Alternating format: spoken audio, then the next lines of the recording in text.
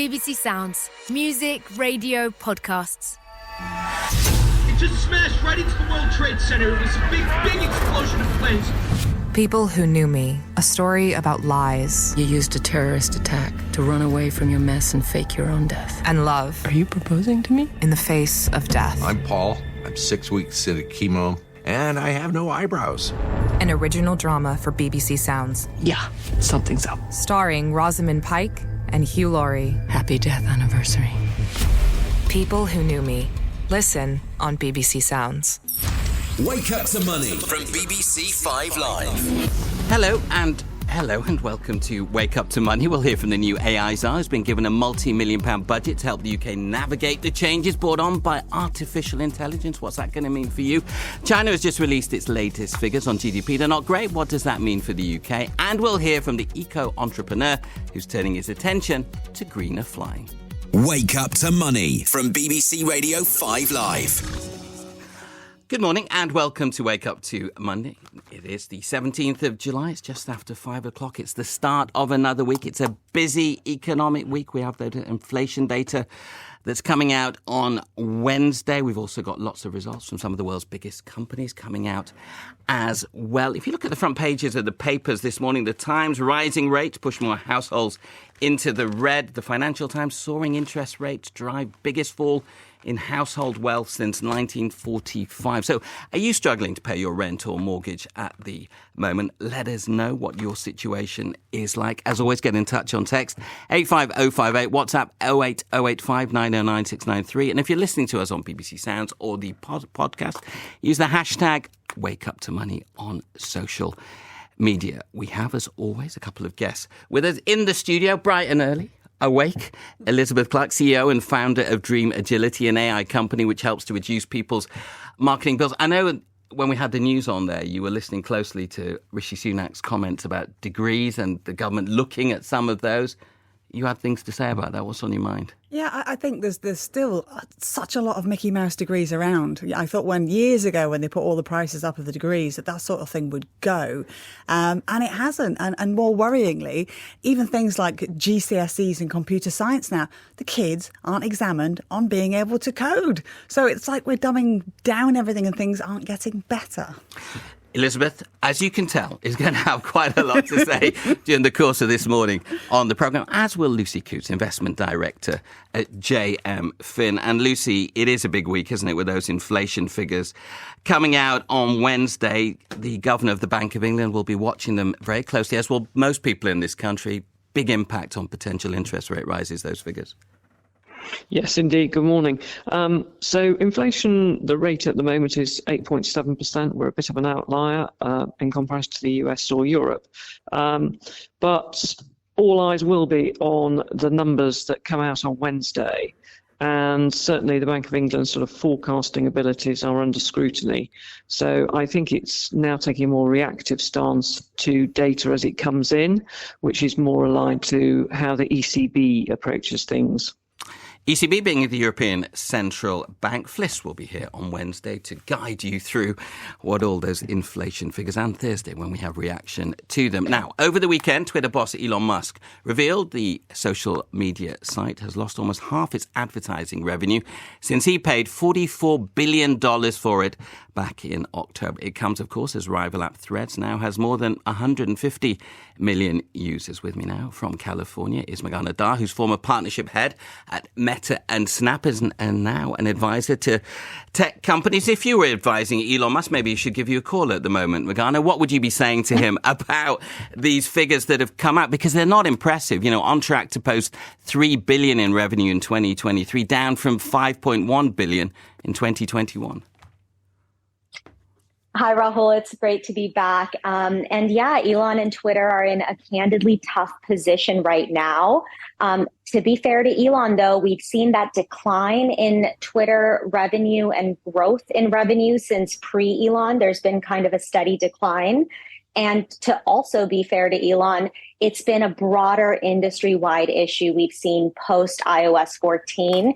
To give your listeners a little bit of context on that, of course, iOS 14 is the Apple software upgrade that essentially allowed users to opt out of sharing their data essentially keeping that data outside of the hands of the likes of Twitter, Meta, etc. Okay, you've been fair to Elon Musk. Now be unfair to him for a few minutes' time if you want, because surely some of the things that he has done has not helped, have they? Yeah, certainly. I think the biggest issue we see currently around Twitter is just the sheer chaos, right? And I think a lot of that chaos has driven people and perhaps more importantly, advertisers from the platform itself. However, the one thing he has done that is kind of the last hope of Elon is hire a really good CEO. And if there's anyone who kind of has what it takes and the chops and kind of the expertise in the media and advertising industry, it's Linda Yaccarino. So, if anyone can do it, she can. But man, she has a big hole to dig outside of. She really does. What about Threads, the new Twitter killer, as some have described it, that has been launched by Mark Zuckerberg, somebody you know very well from the work that you did at Meta and at Snap, of course. Do you think that actually is going to drive down advertising on Twitter even more? Yeah, absolutely. Look, I think this is classic Meta strategy kind of playbook here, right? They look to create deeper engagement, more eyeballs on new platforms. And that's exactly what they're going to do with Threads and eventually slap on that old ads machine onto it. And I think in a best case for Twitter, they're going to go head to head with Meta for kind of that share of wallet. But in a worst case, which frankly is looking more likely, we might see this kind of platform world get segmented, meaning, perhaps Threads becomes kind of the social platform. Blue Sky, another competitor, becomes like the journalist platform. And Twitter, as it seems, might become a more niche platform for niche voices. And of course, that has a very significant direct impact on revenue and, of course, driving that revenue base down. Okay. He paid $44 billion for it. You advise people now investing in tech companies. If he came to you and said, how much should I pay for Twitter now? Would it be substantially less than that? Yeah, I mean, it comes down to, dollars and cents, right? And I mean, yes, he has done a great job cutting costs by laying off nearly all of the workforce, but that hasn't been enough because that revenue number has continued to kind of tumble downhill. And we don't see any real clear strategy to stop that decline, honestly. Well, listen, thank you so much for joining us on the programme. We'll let you go now. I want to bring in Elizabeth here. You work in the tech sphere. When you look at those figures from Twitter, the declining revenue that it is now facing, does that surprise you, or is that part of a picture that you're seeing in this world at the moment? Yeah, it is part of a picture. Everyone's sort of looking for more for less. They're looking where to put their advertising money that's going to give them the best return. And this operating system where Apple's basically created this walled garden has caused problems for everyone. It's very hard to prove where your money is converting. And one of the most one that everyone's reverting back to is Google, because you can kind of see what's going on. With Facebook, the conversions are always it's not an actual sale. It's maybe made it into the basket, but not made it into the company. And Twitter's the same. You've got to know where your money's converting. And there's got to be some transparency with that and see who your customers are as well. Also, there's the whole sort of, should I be doing anything with Twitter? Is this going to reflect badly on me if I, there's that. Are you on Twitter? As well. Have you thought about, if you are on it, have you thought about staying on it? Have you moved to Threads? I haven't moved to Threads, and I have heard over the weekend the numbers have dropped off significantly on Threads. It's one of those things. I was on Twitter, but during lockdown, I said to somebody, knock yourself out, and I got banned. And I thought, right, well, if you could be banned for inciting violence. Well, I'm not sure we want to go into that too much at this particular point of the morning. Let's bring in Lucy here. Lucy, Elon Musk, of course, a hugely successful businessman. Do you think what is happening at Twitter at the moment, we've got Tesla figures coming out later in the week, is making people reevaluate his success as a business person? No, I don't think so. I mean, he is. He's mercurial and he's extremely able. I do sort of feel that Twitter isn't really his normal business. It's not maybe using his skills because we know him more for Tesla and SpaceX. And I think perhaps he sort of got himself sort of stuck with the purchase of Twitter. But sort of like Elizabeth, I've not moved to Threads. I'm still I'm still on Twitter, but whether the advertising revenues stack up for him in the longer term, we're going to have to wait and see. Do you think he's brought in, obviously, a highly competent CEO, somebody with a great track record? Yeah. But when you're Elon Musk and you're so used to being in the limelight, do you think he will step away and let her do her job? I think he will. He's certainly done that with other businesses where, yes, he's heavily involved. He's the founder. He's the owner. And, of course, he's got a huge amount of influence. There was some interview in how he sort of carves up his week, dealing with all these sort of businesses that he's got. And he's in the spotlight. Elon, it's an everyday word and we know who we're talking about. Last word on this to Elizabeth. We had, of course, didn't we, during the pandemic? You were part of that as well, weren't you? This huge explosion in the industry here, with a lot of people working from home, etc. We've seen that change now, so it is to be expected that we'll see revenues for the likes of Meta, for the likes of Twitter, beginning to decline from those peaks that they had. Yeah, I think so. Things don't look like they're on the turn anytime soon. Like I say, from all the people we're speaking to, our customers and potential customers, they're not in any hurry to spend on anything other really than Google and a little bit of Facebook. Really? That's the conversations you have on a daily basis. No sign of that changing as yet? No.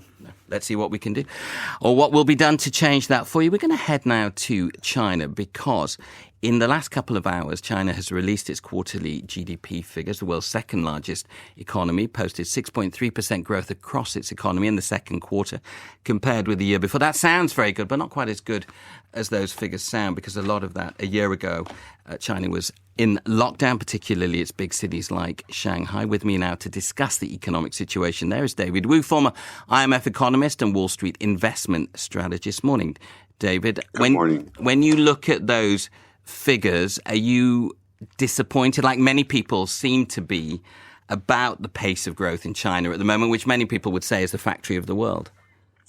Yeah, no, of course. I mean, I think that there's no doubt the numbers are not great. But then again, they more or less came in line with expectation. I mean, quarter on quarter, 0.8%, that was what consensus was looking for. So from that point of view, it means that the economy is not doing worse than we had already feared. But that said, I think if you look through some of the monthly numbers, there's no doubt, that the fact that, residential property sales year to date is growing at only 3.7%, that is very disappointing, because we know there's no question the property market is what is really weighing down on the entire economy. Because remember, like for the vast majority of Chinese people, the vast majority of their wealth, their assets is tied to the properties. And then when property markets are struggling, people are going to be holding back on their spending. Yeah, well, that is a global problem. Some other figures that we're really seeing coming out of China, which I think will cause the leadership there a lot of concern, is those youth unemployment figures, 1 in 5. That is a huge problem when we're talking about a country with 1.3, 1.4 billion people. Yeah, there's no doubt. I mean, in fact, I'm conducting a daily survey in China, among other countries. And I can tell you that there's no doubt. I mean, it's quite striking to what extent, when you ask people about the availability of jobs, China actually lags both the U.S. and guess what? Russia. So I think from that point of view, the inability of the Chinese economy to create new jobs for all these people who are coming out of universities and they've spent their whole entire life essentially preparing themselves for a nice paying job. The fact that those jobs are no longer available, that clearly, I think it's not only an economic problem, I think eventually it's going to become a political problem. So what does China do about that? Because we live in this global economy, and a lot of global growth over the last decade or so has been driven by China. If China's slowing down, that's not good for countries like the UK, is it? Because everything is so interlinked. What does the government need to do there? Is it more stimulus? They've already cut interest rates. Do they need to pile money into big infrastructure projects? And are they going to do that? You're exactly right. I think this is the biggest problem, right? I mean, with the Chinese policymakers, I can tell you this, one country, okay, that is on their mind when they think about stimulus going forward, of course, it was Japan. If you remember in Japan in the 80s and 90s, Japan was this basically rapidly growing economy, and then it developed an overvalued housing market, stock market, and then deflation set in. When the bubble basically burst, we have had 20 years of lost decade. I think China is wary about that. They realize that they've taken on too much debt already. By the way, for a developing country, I mean, China is sitting on more debt than any other. So from that point of view, this is the reason why also policymakers in Beijing have been hesitant to respond to this stretch of, the soft patch. Because because debt in China has gone up probably more than most countries over the last 3 years. Not unlike the UK, by the way, just so that people understand what we're talking about here. And I think a lot of people are very, very wary. Who's going to pay for this debt, especially as you say, young people don't have a job and so on and so forth. So this is another reason. I mean, it's not only the economy struggling, but that they feel like there is a limit in terms of how much the government should be doing to stimulate the economy. And then on top of that, a lot of this has nothing to do with China per se, because, a lot of it is about, the trade war that has been basically declared on China by the U.S., by Europe. And a lot of U.S. companies are simply moving away out of concerns that things could be potentially getting worse. David, stay with us for a minute. I want to bring in Lucy here on this. Lucy, when you look at those figures, and we had figures on Chinese inflation a couple of weeks ago as well.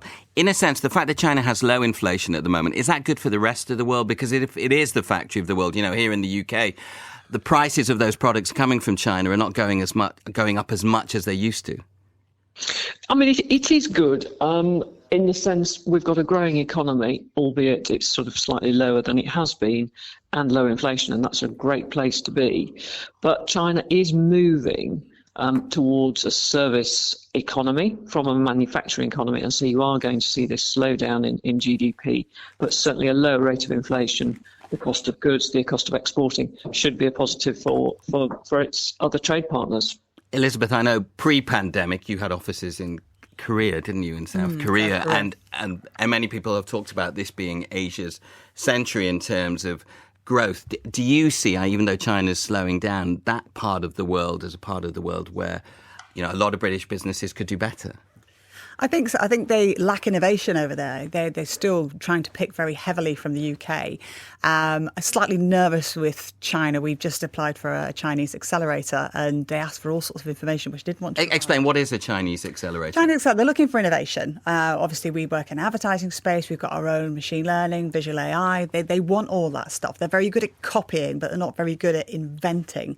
So we've applied for that. Then all of a sudden, my staff are being approached on LinkedIn by people from the accelerator, which has made me very nervous because it's not something I signed up to. So, if you do want to work out that, and certainly a lot of the factories, a lot of the Americans when they were out there had to separate out what they were doing as a business because of the risk of having your stuff copied and your IP nicked. And how do you juggle that? Because on the one hand, there's potential for incredible growth when you look at the scale of the population and the size of China's consumer market. On the other, losing those ideas, which are extremely valuable. It's a difficult juggling act, isn't it? It is a difficult juggling act. It's somewhere where we'd like to be, but we're not at the risk of losing all our IP.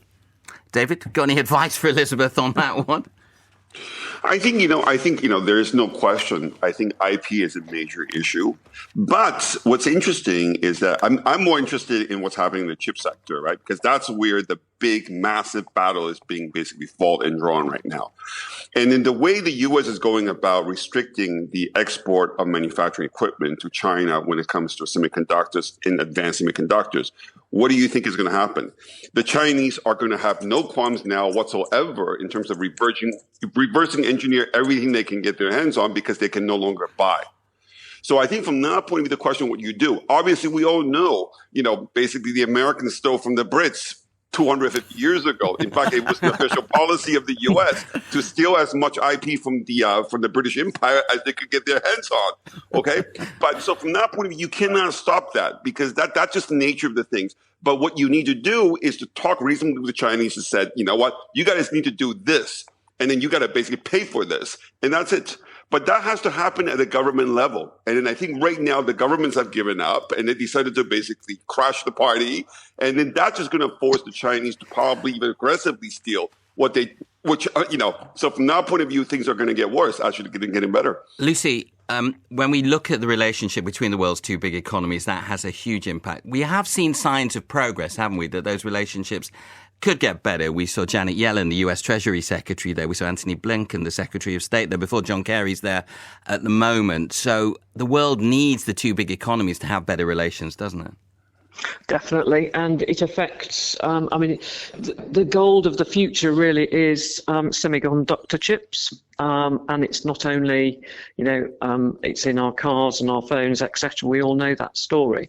But as the world moves to a more sort of digital age, then these are vital components, and arguing over the rights and that technology needs to be ironed out. And of course, one of the risks is Taiwan, and the biggest semiconductor company is Taiwan Semiconductors. David, before you go, we're going to talk about UK interest rates in a minute, but you did talk there about the slowing down of the Chinese property sector, people losing wealth there. The Financial Times, a paper I'm sure you know very well, this morning says soaring interest rates drive biggest fall in UK household wealth since 1945. What's happening in China is happening in many parts of the world, isn't it? Yes, except in China, there's no inflation. In the UK, we all know inflation has proved to be very stubborn because of the second round effect associated with, basically higher wage growth and so on and so forth. I think Bank of England is really stuck in the rock and a hard place. I mean, it's actually very interesting because, as you probably know, British pound has been one of the best performing currency year to date. I personally want to look to sell the pound simply because I think, I think there's no doubt that the UK housing market is very vulnerable because, as we know, unlike in the US and Europe, where people take out 30-year mortgages, UK is still a very, very large part of the housing market is tied to short-term interest rates. Okay, that's the Bank of England is going. Yeah. This is going to be bad news for housing, no doubt. That's changing. Briefly, if you don't mind, you talked there about the UK being an outlier. Go on, give us an international view. Why is inflation so high in the UK compared to where, the US, 3% at the moment, and other countries in Europe? Yeah, I think, we all know, I lived in the UK for 10 years. Those of us who lived in the UK, we all know that UK companies have a tendency to price the market. I don't think that there's as much competition in the UK than previously. And I think Brexit probably hasn't helped that either. But I think there's no doubt that the British unions and basically have been much more organized, I think, than unions elsewhere. And I think this is the reason why wage growth has been absolutely accelerating out of control in the UK in a way that we haven't seen in other places. So I think this is why we're seeing second round effect. And this is actually going to be a lot stickier. This is why Bank of England is in a very bad place. OK, David, it's always a pleasure speaking to you. Thanks for joining us here on Wake Up to Money. The UK's largest debt support charity says people's incomes are no longer meeting their basic costs because of those rapidly rising interest rates. The Citizens' Advice says the number of people who can't afford their current rent or mortgage costs have almost doubled in a year. Lucy, not a surprise that, unfortunately, at the moment. And that's going to put further pressure on Andrew Bailey, the Governor of the Bank of England, isn't it, when he's thinking about what to do with those interest rates? Indeed, and certainly analysts and economists are looking at sort of a terminal rate, so the end rate for interest rates in the UK to be as high as 6.5%, which, from where we are currently, that's a rise of 1.5%. That is really quite worrying for mortgage holders and borrowers.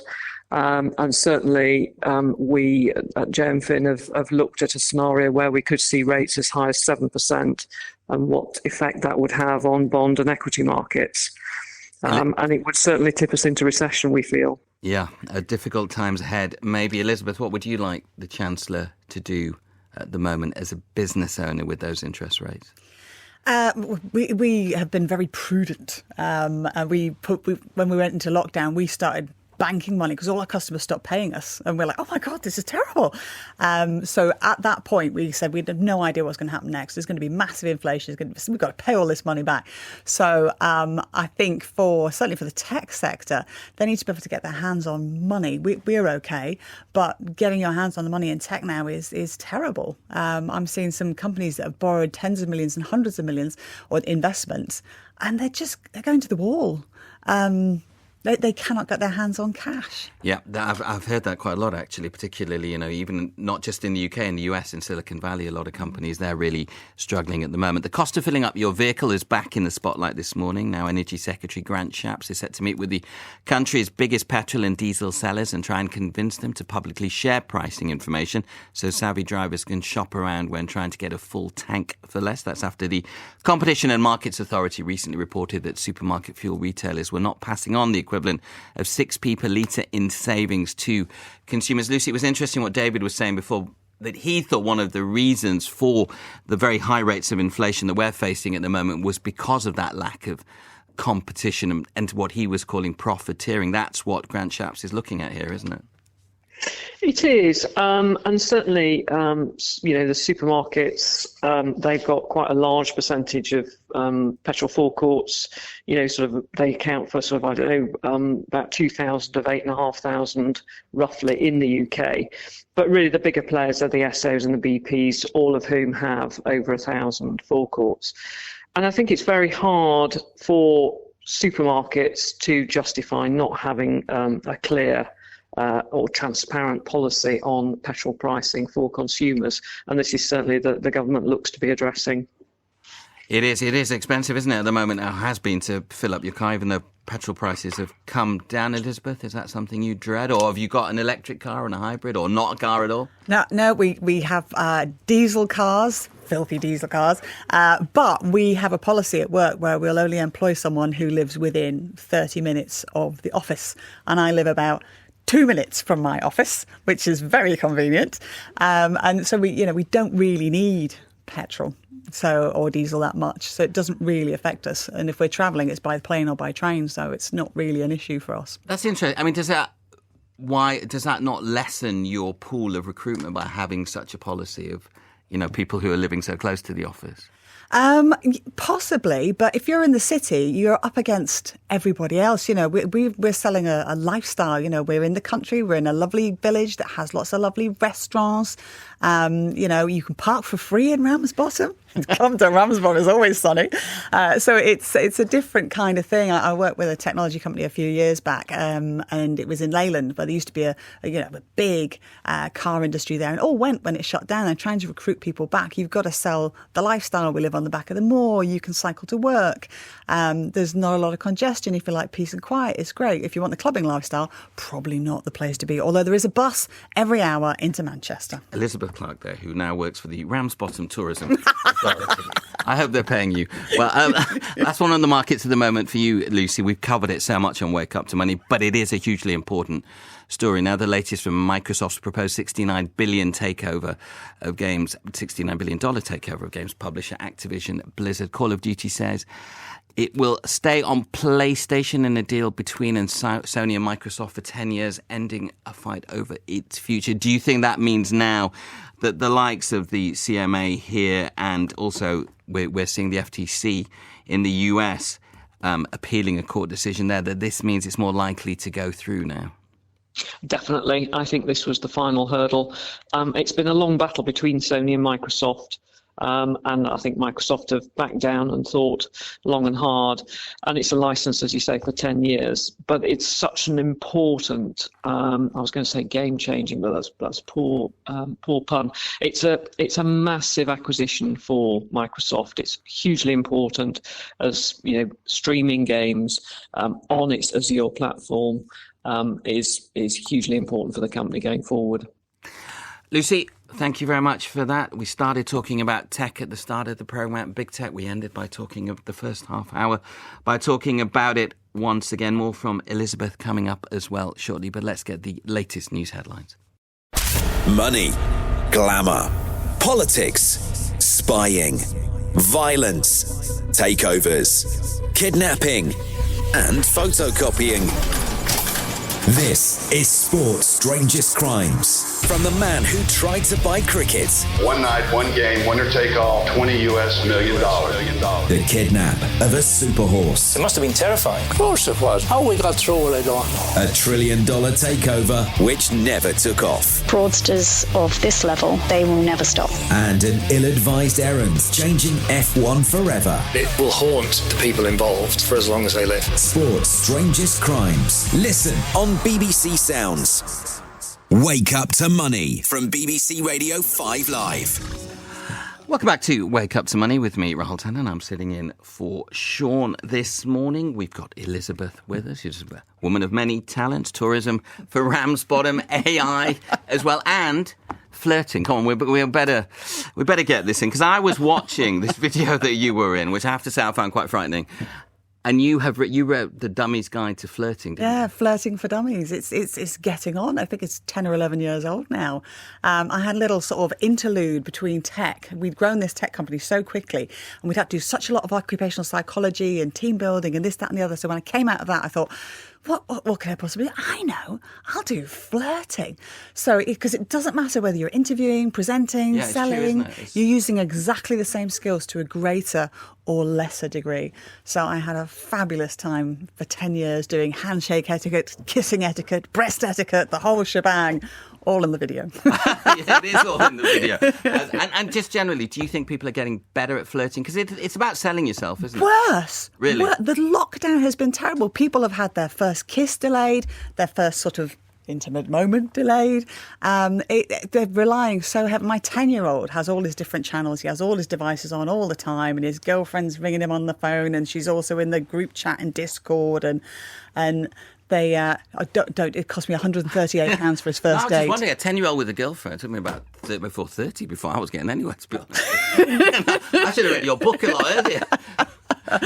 But, they're getting worse. They're really reliant on technology as opposed to those sort of face-to-face skills that even my older kids who are 28, 26, you couldn't get them to ring up for a takeaway. They will Just Eat or something like that. They do it on the app. People don't want to talk to each other anymore. They don't indeed. Lucy, you are listening to a business programme. This is Wake Up to Monday. I know we've gone off on a little bit of a tangent there, but it is important, isn't it, to sell yourself? And do you see a lot of what Elizabeth is talking about there, that we have maybe a generation that doesn't sell itself so well because they're used to doing things online more than maybe physically? Absolutely, couldn't agree more. And actually, I've found myself Googling flirting for dummies while I'm live. So J.M. Finn's search engine it's probably going to set alarms going off. No, I absolutely agree. And I see it with the younger investment managers in the sense, they'll always revert to email. They won't actually pick up the phone that's sitting on the desk. And I think there is a loss, because one of the biggest skills that you can't get from any degree, going back to the first conversation you had with Elizabeth, is the soft skills. It's those soft skills that are so important in how we communicate. And whether it is allaying investors' concerns over a falling stock market, you have to have those soft skills to give the reassurance, et cetera, et cetera. Yeah, very important skills, and probably we don't talk enough about them. Go and check out Elizabeth's video. It is worth watching, I have to say. Now, we were talking before. Remember, if you want to let us know how you are struggling to pay your rent or mortgage, do let us know. Inflation figures out later this week. You can get in touch. Text 85058, WhatsApp 0885909 We're going to talk about something Elizabeth knows a lot about. That is AI, because the chair of the UK's new AI task force, Ian Hogarth, has told the BBC that there are already clear and present harms posed by the technology that need to be addressed. Today, the tech investor has been given a budget of £100 million to grow the sector in the UK, as well as champion its safety. The BBC's technology editor, Zoe Kleinman, asked him how the money might be used and what needs to be considered in the UK's AI sector today. We've had a pretty remarkable decade in AI, and that sort of acceleration in capabilities has been driven by a small number of AI tech companies. I see the core role of the task force as about really building capacity inside a government, the UK, to better understand the risks associated with these kind of frontier AI systems, to use that to inform the rules that the policymakers will decide and ministers and the Prime Minister will kind of at some point bring into law, and actually to make a foundational contribution to the scientific basis on which these models are built. I speak to a lot of developers and startups. You're an investor, you presumably do as well, and I wonder if we're hearing the same stories, because a lot of them say to me, the UK is a good place to start, but it's hard to access the kit, it's hard to grow, and a lot of them say to me, actually, what they really want is to be bought up by one of the US tech giants. Does that worry you? We've had some great companies, and some of them got bought early. You know, Skype got bought by eBay, DeepMind got bought by Google.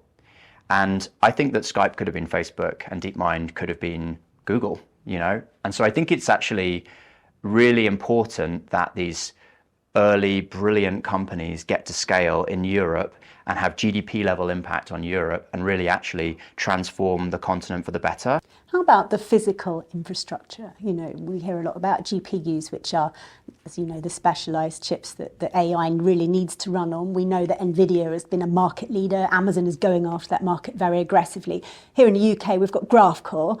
But is that enough? You know, Elon Musk alone is buying thousands of GPUs in a week. The people currently procuring large amounts of GPUs are Google or Amazon or Microsoft. But I think you'll start to see actually countries start to do that, because it is actually going to be a fundamental building block for the next generation of innovation. Are we really in a position to be an AI superpower, or are we too late? I don't think we're too late. I wouldn't have taken the job if I didn't think we couldn't do a lot. When people think about AI, I guess a lot of people will think about ChatGPT, because that has been the product that's really broken through. But of course, it's only one piece of the pie. What I think about ChatGPT is it's very important because it represents the way that a very large number of people have come to experience what these underlying models can do. But I think that the challenge is that that model was in existence for a long time before that. They just found a way to get it in front of more people. And there are other systems that I think are actually very significant that haven't had their ChatGPT moment. So a good example would be DeepMind's Gato system. What do you think about the environmental cost of these systems? Because the compute that they are using is enormous, isn't it? I think it's very significant, to be honest. I think you're seeing some efforts from some of the larger technology companies to get ahead of that challenge. But we also just have to be really honest about the fact that if you scale up these data centers and this compute usage, it's going to have a tremendous carbon footprint. And so we need to, as quickly as possible, transition to having more green energy. So we're there talking to the chair of the UK's new AI task force. Elizabeth, this is an area you know well. I hope you've not been texting in the programme trying to sell your company. We're there. If you were the AI task force czar, I'm not saying that Ian's about to lose his job, but if you were, what would you do? I mean, it sometimes strikes a lot of people we talk to in the States that the UK is playing a little bit of catch-up here. A lot of catch-up. And I'll start with GCSEs. Do you know, GCSEs now, they're not even examined on being able to code for computer science. My 10-year-old's doing a Python course at the moment with his tutor because we're not teaching our kids how to code. And if they're not doing that, then we will lag behind the US, Asia, where, kids are coding really quickly, aren't they? Yeah, in the primary schools, they teach them to code and they're giving them an iPad and they're playing with an app. So they're not doing it there. We're dumbing it down because we're too tight to pay for the people to mark the papers who have the qualification to do that or to even teach it in the first place. MIT's teaching their computer science students with a chatbot. Why can't we do the same? Unless we get the sort of ground level stuff in, we're going backwards with our kids rather than going forwards. So that next level, having them ready to go to rock and roll, we're falling behind already. The budget here, £100 million, sounds a lot, but in the scheme of things, not much at all, is it? No, it's not much at all. And we've always made sales. From the word go, the shareholder agreement we had to make sales. And that's never been a thing for tech companies. They have an idea and then someone will give them some money and then maybe years down the line they'll make some money from that. But they can't do that anymore. They have to be able to monetize their ideas virtually from the word go. We talked about this before, didn't you? You did. The pandemic stopped that. You had offices in Asia. You had offices in Europe as well. What is the global view of the UK as an AI hub? When you're talking to clients, you talked about maybe starting up in China. Do they see the UK in that light? We're interested because we obviously speak English, so it's a universal language. It's easy to get on with. London's easy to get in and out of. Manchester's gone backwards. You can't. There used to be 3 flights a week to Atlanta. So if you're doing business from Manchester, it's actually quite a hard place to get anywhere. You have to go to London to go out. So the UK is going back to a more sort of London-centric thing, especially with regards to international travel. And we have some very interesting ideas, but the UK did smile when they say everybody wants to sell to a big American company. I want to sell to a big American company too. Well, let's see if that happens. Next time you're on, you may be sitting with your feet up because you made a lot of money from selling and starting your next venture there. You were talking about flights in and out of the UK. That takes us nicely to our next story, because is the UK open to attracting the best and the brightest highly skilled migrants to the UK?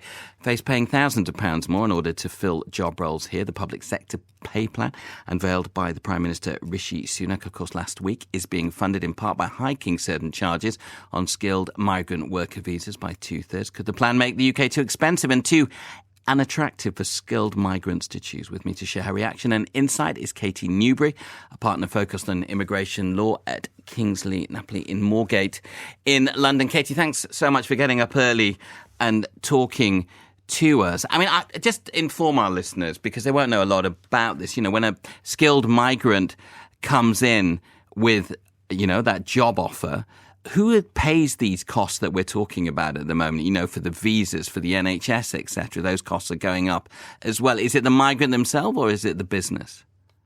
Yeah, good morning. It will depend. So sometimes the employer will bear those costs. Sometimes they'll be borne by the individual, and sometimes they'll be split, or there might be clawback agreements. So if the individual leaves within a specific period of time, they might have to pay those fees back. The other thing that we see often is where there are dependents, so family members, and there may be a split on what the employer is willing to pay and what the individual might have to pay. And when we're talking about the kinds of fees we're now starting to see, that can be a really significant cost. OK, we're talking about visa fees. We're talking about the immigration health surcharge here. What sort of increase in costs have the government announced here?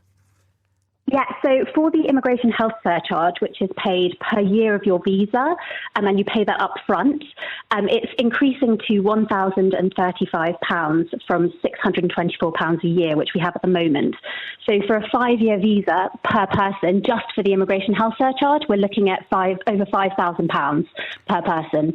So a pretty significant cost for somebody looking to relocate their lives. It is a significant cost, but, the government needs to increase public sector pay and it needs to fund it, and it doesn't want to borrow more money at the moment to do that. And many of these workers coming in will be in highly skilled professions, maybe in the IT sector, so they can afford to pay that, can't they? I mean, I think it depends. I think if you're looking at perhaps those who are earlier on in their careers, we have a global talent visa, which is great for attracting people who are particularly highly skilled in the tech sector. We're talking about AI this morning. People who are earlier in their careers might not be in a position to do that. Similarly, if you have a family, a family of 4, those fees rack up really quickly when you also have additional costs associated with relocating to the UK. How do we compare finally to other countries? Are the immigration fees higher here than other parts of Europe, the US, etc.? Yeah, research has shown that our fees are sort of disproportionately high compared to other countries. At a time when other countries are really competing for this top talent, it does somewhat make us stick out in terms of where you might look to locate a business if attracting top talent is one of your main criteria. Thank you so much for joining us on the programme this morning. Lucy, quick one to you on this. I mean, the government needs to balance its books. It has to raise money from somewhere, doesn't it? It does, but I do think that one of the causes of the higher rate of inflation that the UK has versus other countries is sort of labour shortage. And I can't see that this policy helps resolve that, if I'm honest. Elizabeth, you've got a business. Do you face labour shortages? Is it a problem for you to get, you're in the cutting edge of the tech sector, to get the workers you want? We're in Ramsbottom, absolutely not. No, we've got a tier 2 visa. So we're Manchester gets a lot of international students. So you can actually get them on a year-out placement. And then when they graduate, you can bring them onto your visa after that, or they can stay on their graduate visa. So if you're looking for graduates, that's quite an interesting route to bring them in. It gives you the opportunity to get to know them and get to feel them in that sort of way. and for them to experience Ramsbottom as well.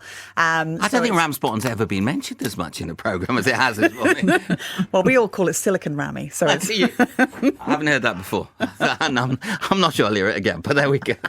Let's move on to our next story. It's been dubbed the world's first electric airline powered by renewable energy. EcoJet launches today. The aviation company is backed by Ecotricity founder Dale Vince and aims to rid you of your flight share by using hydrogen-powered electricity in plane journeys within the UK. But crucially, it doesn't yet have planes landing slots or tickets for sale. Dale Vincent joins me now to explain how greener flying is set for takeoff. Dale, good luck with the launch. Thanks for joining us here on the programme. How long do you think before you'll be able to actually offer greener flying? Because at the beginning you're not able to, are you? Yeah, that's right. Morning. Thanks for having me on. My name's Dale Vince, by the way, just to be sorry about that. Just to be clear. No trouble.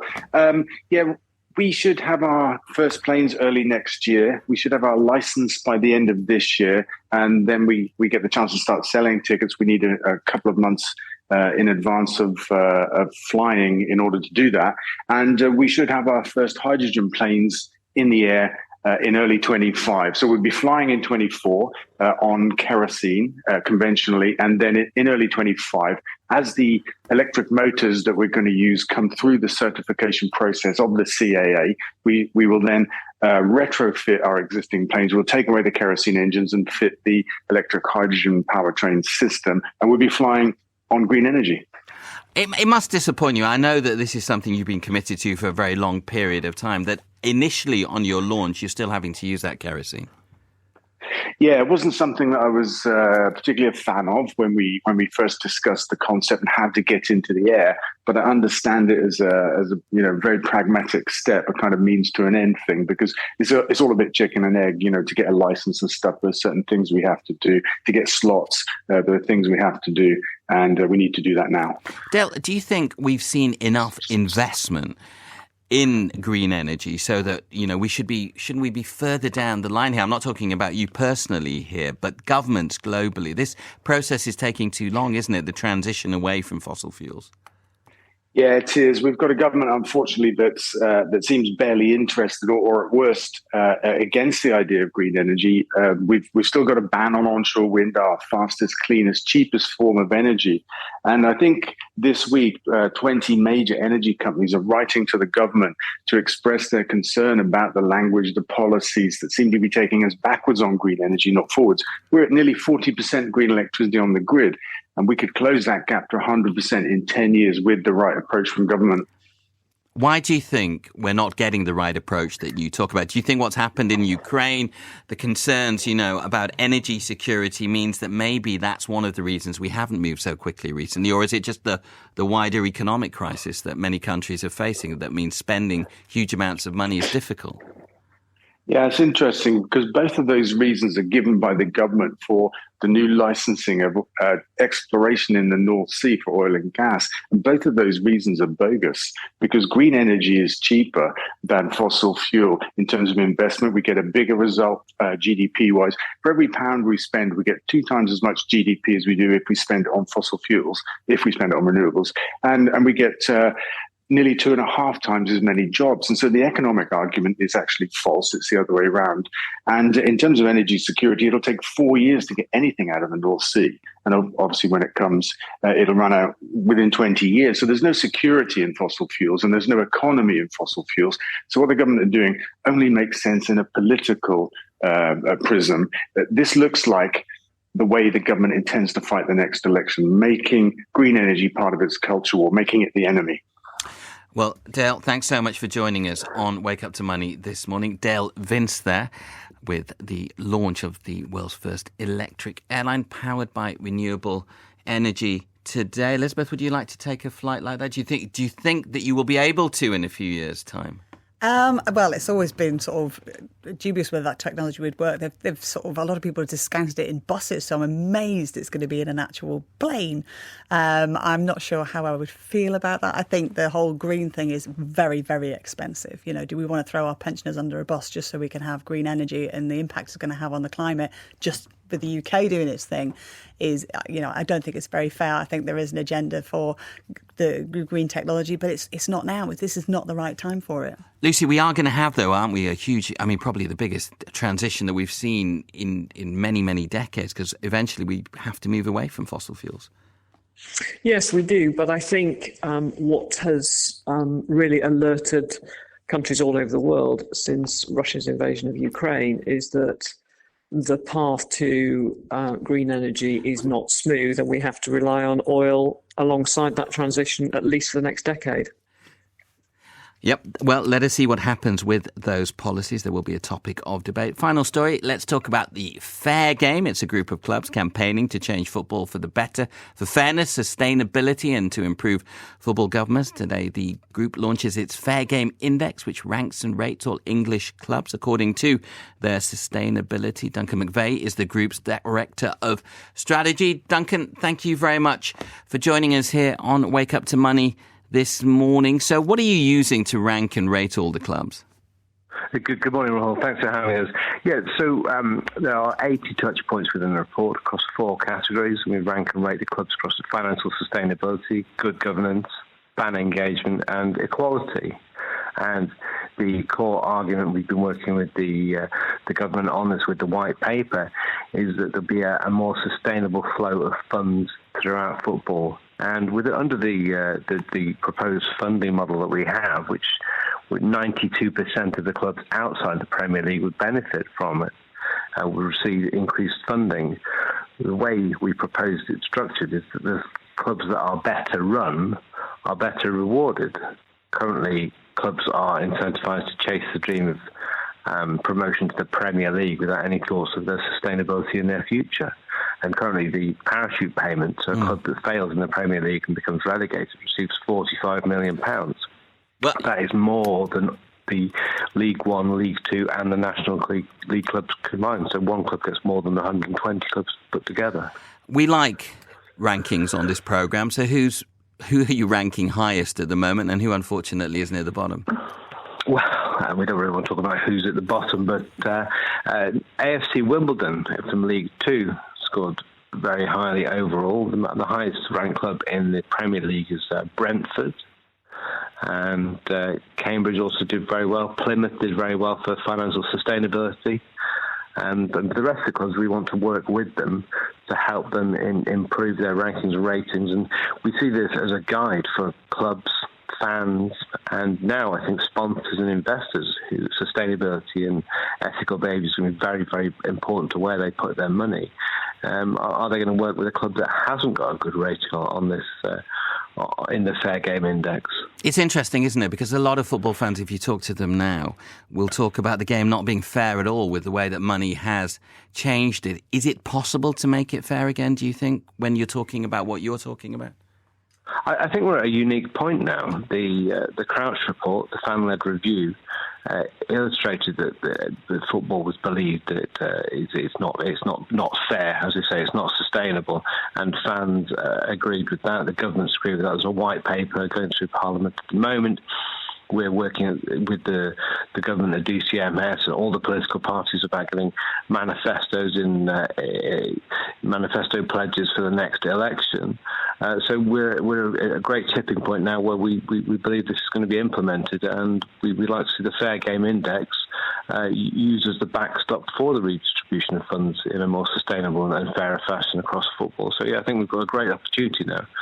We'd like to encourage all fans and all clubs to go onto the Fair Game Index, Fair Game UK, and have a look and see how their club's done.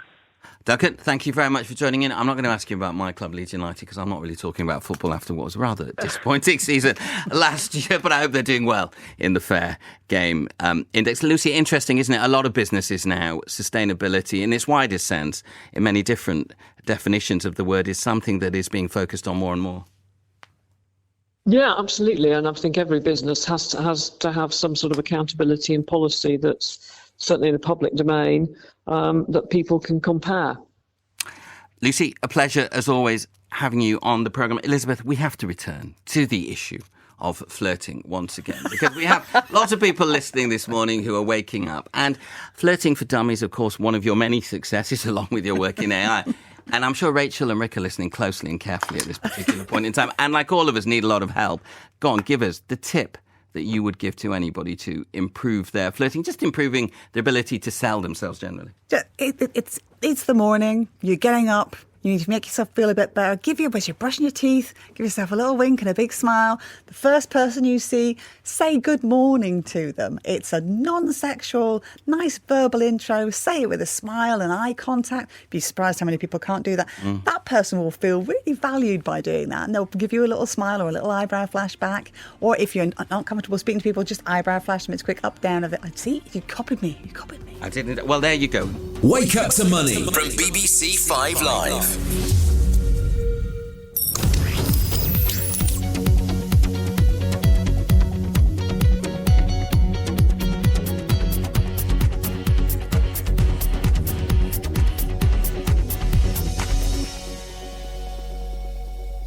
Jill Scott's Coffee Club. We are back. I'm so excited for the second series, Ben. It's going to be so exciting, bigger and better this year. We've got the Lionesses England manager, Serena. Wow, as if we forgot Serena. I'm happy that I've seen her a couple of times after the Euros. More on TV than in live. Oh. Good to see her now here. Let's not forget as well, Jill, we've got to hear about all your antics in the jungle too. Every now and then, there'd just be a tannoy going, Jill, you are not allowed to leave camp that way. So I was constantly getting in trouble. Jill Scott's Coffee Club. Listen on BBC Sounds.